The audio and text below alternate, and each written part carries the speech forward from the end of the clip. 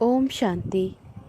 जैसे कि हम अपने जीवन में ज्ञान में चलते हैं, हमें इस बात का अनुभव है, हम जानते भी हैं, बाबा हमें समझाते भी हैं कि व्यर्थ ना तो देखना है ना सुनना है, व्यर्थ ना तो हमने कोई कर्म करना है और ना ही कोई साधारण या कोई नकारात्मक जो विचार हैं उसे फुल स्टॉप लगाना है, उसके बारे में ज़रा भी चिंतन नहीं करना है।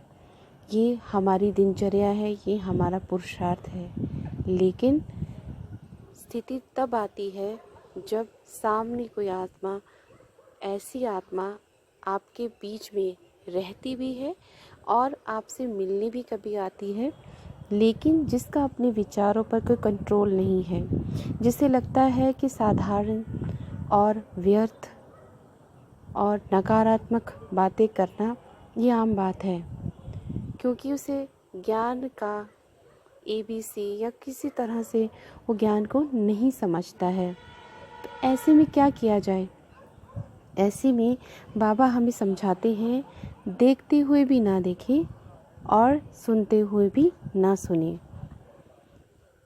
इस महावाक्य को अपने जीवन में मैंने स्वयं से प्रैक्टिकल में एक धारणा करते हुए, पुरुषार्थ करते हुए इसे यूज़ किया है। जब भी ऐसी आत्मा जब आती थी तो मैं उस वक्त एक अव्यक्त स्थिति में चली जाती थी, या ऐसे कह लीजिए कि बाबा मुझे याद दिला देता था कि अब तूने बिंदु रूप में स्थित होना है, अपनी आत्मिक स्थिति में स्थित होना है। जब भी कोई या किसी ऐसी जगह पे जाना पड़ता था जहाँ बहुत शोर है, तो उस शोर के बीच में भी मैं बीज रूप में आत्मिक स्थिति में स्थित हो जाती थी और अपने स्वमान को उच्चारण करना शुरू करती थी, जिससे मेरा पुरुषार्थ काफ़ी आगे भी बढ़ा। और इस चीज़ की मुझे धारणा या कह लीजिए या प्रैक्टिस, अभ्यास भी बाबा ने बहुत अच्छी तरीके से करवाया। कभी किन्हीं ऐसे लोगों से मिलना भी होता था कि जिनके विचार बहुत व्यर्थ चलते थे, लेकिन उस वक्त भी मैं बाबा को ही बुद्धि से देखती और मन में शांत रहते हुए चिंतन करती। ये अभ्यास, ये पुरुषार्थ बाबा ने मुझे सिखाया, पढ़ाया, जो आज मैं इस ऑडियो के द्वारा आप सभी से शेयर कर रही हूँ कि देखते हुए भी ना देखना और सुनते हुए भी कुछ ना सुनना।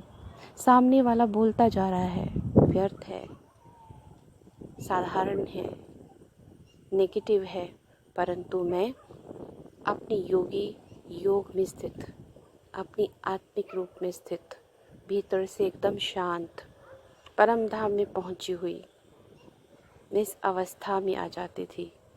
और आज भी ये पुरुषार्थ अब इतना अभ्यास हो चुका है कि अब पुरुषार्थ नहीं, ये मेरी आदत बन गई है।